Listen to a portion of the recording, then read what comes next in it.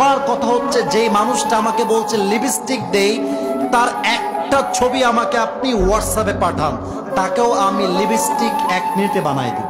1 minute লাগবে, just একটা filter দিব, একটা ফিল্টার এনাফ। প্রিয় ভাইরা, আমরা ওয়াচ করি, মিডিয়ার ভাইরা এটাকে রেকর্ড করে। এখানে 2-3 জনকে আমি চিনি, আদারওয়াইজ কাউকে আমি ডাকিও নাই, কাউকে আমি চিনিও না, ওয়াল্লাহি আল্লাহর কসম। কিন্তু ইউটিউবে যখন আপলোড হয় ভিডিওগুলো, অনেকে টিকটক চালায়। আমার কোনো টিকটক অ্যাকাউন্ট অফিসিয়াল নাই, আমি আল্লাহকে সাক্ষী রেখে বলছি, আমি কোনো টিকটকে নিজে ভিডিও আপলোড দেই না, অনেকে আমার ভিডিও আপলোড দেয়। এখন কথা হচ্ছে, এই ভিডিওগুলো অনেকে ডাউনলোড করে নিজের মতো অ্যাপসে নিয়ে গিয়ে শর্টকাট এডিট করে, ফিল্টার দেয় ইচ্ছা মতো।